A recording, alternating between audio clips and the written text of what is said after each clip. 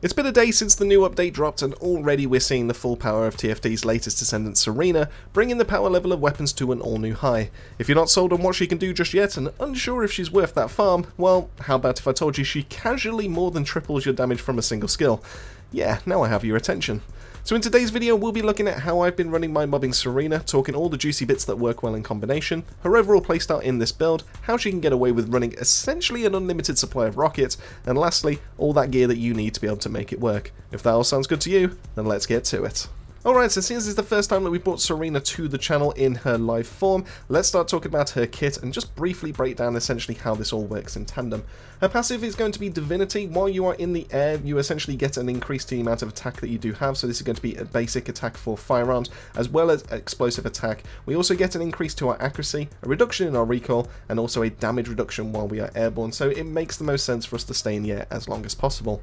So a skill 1 is going to be called Sacred Flame, and this one's almost like a primer in a way, as if it's going to be setting up a debuff. When enemies are hit with this, they get repentance applied to them. They take a small amount of burn damage, but it's kind of negligible, but the main reason as to why you want to be able to go about this is it reduces their fire resistance by 20%.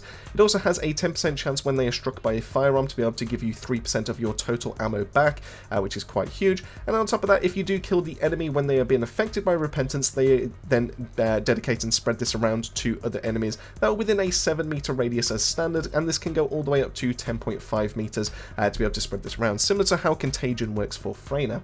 Now, a skill 2 is going to be the main way that you stay in the air, which is going to be called Ascension. How this one works is that once you toggle this, you then get a reduction to your gravity and an increase to the amount of grapple hook time it takes to be able to charge between uses. And then depending on the type of weapon that you do have equipped and you shoot, you will get extra benefits. So in this case, General Rounds is going to get multi-hit with chance and damage. Impact Rounds is going to get a way of on critical hits to be able to restore your MP. Special Rounds is going to be applying a special AoE damage, which is going to happen up to 20 enemies that are within range, and this can go all the way up to 15 meters, which is kind of huge. But on things like weapons like Greg's Reverse Fate, which is going to be a really nice backup alternative for this, you can absolutely be able to trigger off the bombardments, the extra AoE on top of that, so it is a fantastic way of being able to spread around all that damage. And then lastly, the main way that we're going to be focusing with this build is going to be high power rounds. When you hit an enemy that has been applied with repentance, you then get extra damage based on your skill power times 393.3% at a 50% chance when it comes to your rocket launchers or your shotguns or your sniper rifles. Skill 3 is going to be called Soar, and this is going to be helping you with the mobility side of things. It's also going to be helping reload your weapon, so every time you cast this, it instantly reloads. And then on top of that, it also resets the amount of jumps that you do have in mid-air. This is going to be a fantastic way of being able to filter into everything to do with the build, so not only is it going to be reloading our weapon, not only is it going to be helping us with the passive, it is also, because it is a dimension-based skill, we're also going to be building into that with the module side of things when we go onto that screen.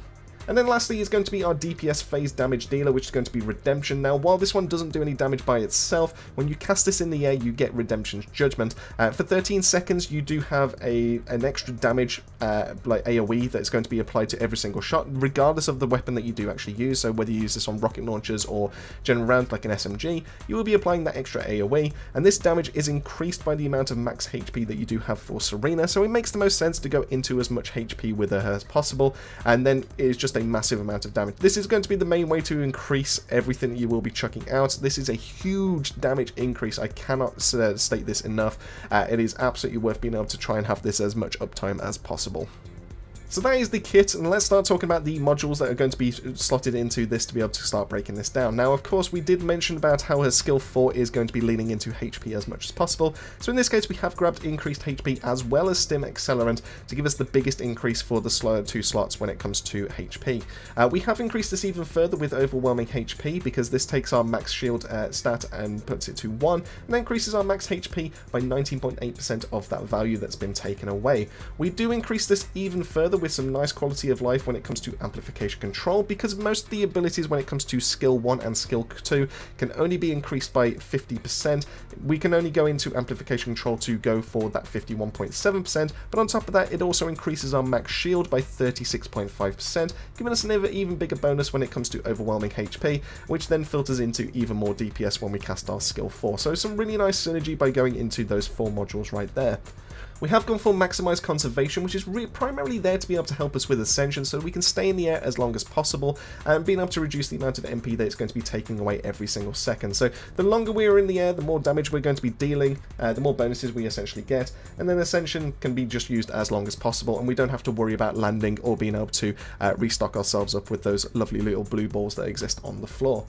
We have gone into cooldown quite heavily with this build to be able to get our skill 4 with Redemption down as much as possible. The main ways we've done this are going to be MP conversion combined with Nimble Fingers. We have also gone into Focus on Fire to give us skill power into our high powers when we use high power rounds when it comes to Ascension, but on top of that it also gives us extra skill cooldown of that 6.1%. And then lastly we have Multi-Talented, which is when we use a Dimension skill, which is going to be either our skill 3 of Soar or skill 4 of Redemption. We get that 20.5% reduction to our skill cooldown. Now this allows us to be able to get up to 88.7% skill cooldown, so we are 1.3% away from being able to hit that 90% skill cooldown cap. So this is essentially allows us to free up a slot when it comes to our Reactor. It means we don't have to go into anything like Focus on Singularity or anything like that. So this is all the cooldown we essentially need with this build, and that allows us to be able to get as close as we can to be able to have that 100% uptime when it comes to Redemption. Now the last thing that we do need to talk about is going to be NG Collection. Currently MP Collector seems to be bugged, at least that's what I'm hearing around the community, but on top of that NG Collection is fantastic if you get the right kind of rolls onto your components, because this allows you to have as much MP as it is currently being drained, so you essentially can stay in the air as long as possible. You can stay in it as long as you want, and it's only when you start excessively spamming all of your skills that it starts to get a little bit close, but as soon as you then come out of a fight, as soon as the combat is pretty much over, you can absolutely just deactivate Ascension, and that will take you out of the fight, and then you start be able to restock up all of your MP from there. So things like this are a great combination, and this essentially makes up what the mobbing build is. And when it comes to Reactor side of things, it absolutely does make sense for us to go into a Burning Singularity Reactor with a mounting that matches the weapon we're going to be using. In this case, it's going to be a launcher to be able to get the most out of this bombing run build. Now, the reason why we do want to go for that is because Ascension is going to be what's going to be filtering in our skill power into every single bit of damage we're going to be doing.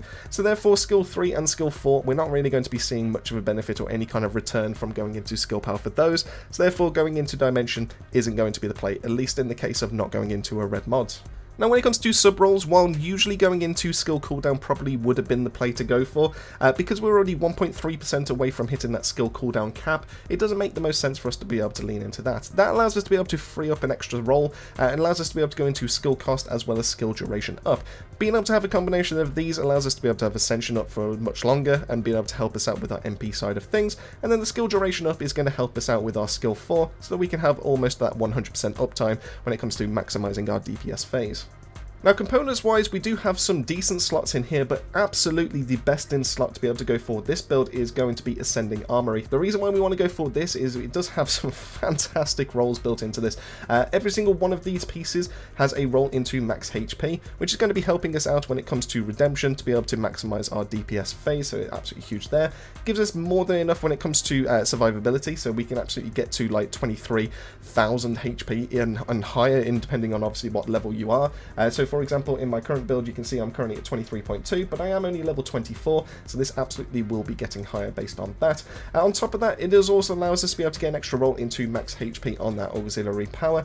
I would like to be able to get MP recovery out of combat instead of fire resistance, but I'll take what I've currently got. I'm just yet to be able to get that roll. And then lastly, when it comes to the set bonuses themselves, we have a reduction to skill cost when we have it as a 2-piece, and then when a 4-piece, we do also have, when reloading in mid-air, we get 10% of our supplies, which is going to be our ammo, into every single one of our weapons back every single time we do that. Now, because Soar counts as a reload, every 10 seconds while we use Soar, we get 10% of our ammo back into our gun. Now, the reason why this is going to be very important for how we build into our restored relic, in this case when it comes to the weaponry side of things, is that 10% does base on your max rounds that you can currently carry. So the more max rounds that you can have, the more that you're going to be receiving back when it comes to Ascending Armory. So if you do have extra bonuses into, and like just increasing that stockpile even further, absolutely it does give you more back. In this case, being able to go for like full max power rounds or max high power rounds, which we will be talking about the build very shortly, allows me to get anywhere between 10 to 11 rounds back every single time that I do cast Soar in the mid-air, every single 10 seconds, which allows me to essentially have those unlimited rounds, so I never have to touch the ground or be able to kind of like find any kind of more ammo bricks. Now this will compound even further if you do have the brand new fellow, which is going to be the Vesper's hunting dog, because every 40 seconds once he is fully maxed out, he will be giving you 20 rockets back into your supply if you do have this fully built out, which is absolutely huge. So you will be getting 20 rockets every 40 seconds, you will be getting 10 rockets every 10 seconds, and you can see as to how we're able to spam this out as much as possible. That means that we can go for the kind of meta loadout that we do have for Void Erosion Purge when it comes to Restored Relic, meaning that we can absolutely go into 3 fire rates and 2 fire attacks to be able to maximize the amount of DPS that we can chuck out.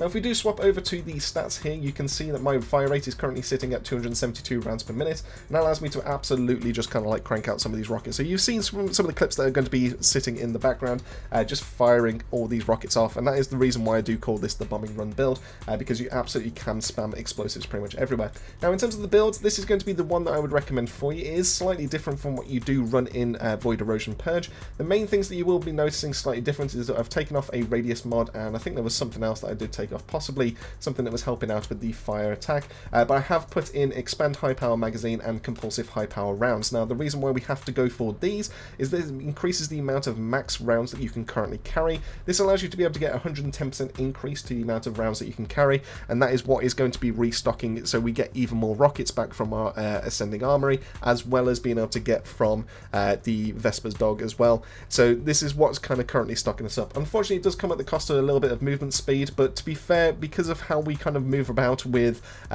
dash and being able to move in the air and everything like that, it's nothing to really kind of worry about, but this being able to get more rockets back for more bang for your buck, so you can kind of continually kind of fire the Restored Relic, is definitely the way to be able to go, and that is going to be the build that I do recommend for you. Now if you do need a backup gun, if you haven't got this fully built up just yet to be able to maximize the amount of rockets so you can continuously fire this the whole match, you can absolutely be able to go for a Greg's Reverse Fate. I don't fully have mine built out just yet. I will be definitely doing a different build for this one, but because of how the Ascension works with this, is going to be a great mobbing build. If you want some kind of idea, I'm not going to say this is the best one to be able to lean into. This is just a build that I do have already for my Greg's Reverse Fate. You absolutely can swap out Real Life Fighter for something completely different, maybe even go into lean into multi-shots or something like that. But if you want something to kind of like work your way towards, then being able to go for things like crit, being able to go into firearm attack, going into fire attack being on this side of things, and then leaning into some weak points is going to be probably the best way to be able to go, and that is probably going to be one of the better ways to be able to build out what the Greg's Reverse Fate essentially does with this kind of gun. Inversion wise, in terms of what the best early doors ones to be able to grab are going to be, you do want to be able to grab yourself a neural focus augmentation, you do want to grab fire focus rounds. This increases the amount of damage that you will be doing across all your guns anyway, so that's really going to help you out. You absolutely can go for aerial maneuvering raider to be able to help you out as well. This only seems to give you an 18% multi-hit chance instead of the 100% that it does say, so just keep that in mind, but still 18% to be able to double hit is quite nice. But in terms of like the capstones that you do want to aim for, being able to go for area burst inducer is fantastic, increasing the amount of damage you will be doing in an area. Enhanced focus rounds is always going to be a mainstay based on how this all kind of works, so you will be shooting all your guns. It's going to help you out against the elites and the bosses that pretty much exist in the level. And then lastly, in terms of like what I would recommend, or probably what I'm going to be gearing myself towards after I've managed to get some of these capstones, is going to be biodensity augmentation, and that is going to be when we start killing some enemies, we get even more increase to our max HP, and that is going to help us increase the amount of DPS we'll be chucking out when it comes to our skill 4.